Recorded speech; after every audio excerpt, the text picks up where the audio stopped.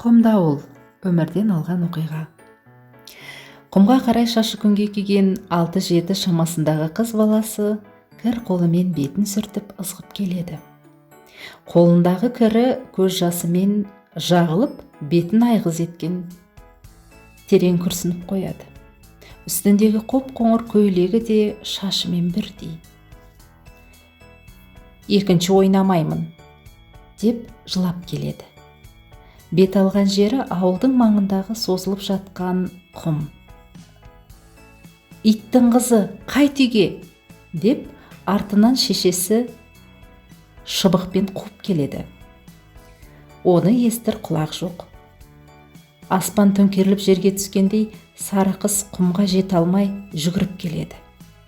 Шешесінің таяғынан қорқып, үйден қашқан сары қыз үйдегі тауықтардан қалай да өш алатындығын ойлап, артына қарай тас қиыршықтары мен тікендерді жалаңаяқ басып құмға да жетті.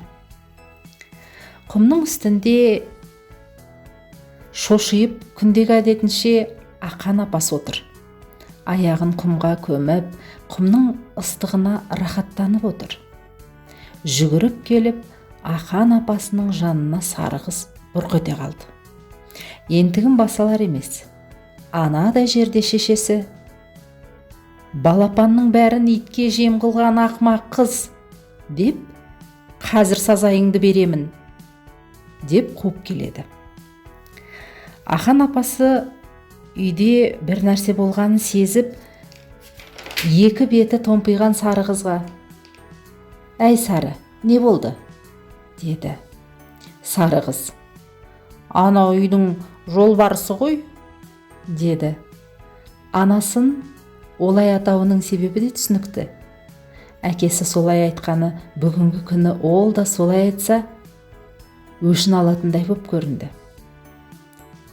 Жолбарыс мені тауықтың балапандарын ит қырып кеткен үшін соймақшы.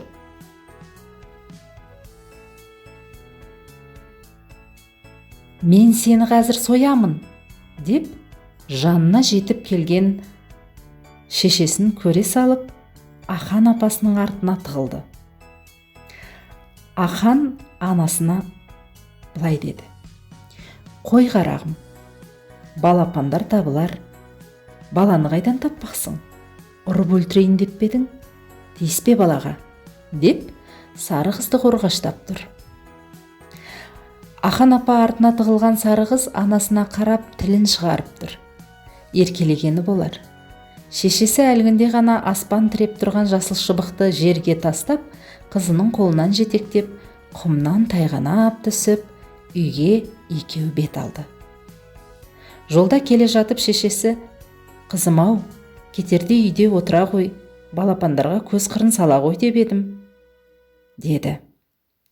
Іштей Ақан апасына риза болған сары қыз анасына қарап: әділ ғой, үй кездеп келіп, ләңгі тебуге кеттік деген. Ойнауға кетіп қалдым. Үйдің маңында ұлдармен ләңгі тептім, деп жауап берді. Анасы күліп, қыз болса да ұлдармен ойын ойнауға әуес қызының сөзінен өзінің балалық шағы есіне түсіп, жымия күлді. Сары қыз бірер минуттан соң: анашым, мен емес, ана әділді сойшы, деп қолындағы жас шыбықты сілкіп қалды. Содан бала көңілі тоя тапқандай жердегі тас қиыршықтарын қолындағысымен түртіп келеді. Қол ұстасып кетіп бара жатқан анасы мен қызына сүйсіне қарап, Ақан апа мен ауылдың жағалай жатқан құм желдің екпінімен жай ғана қуана билеп жатты.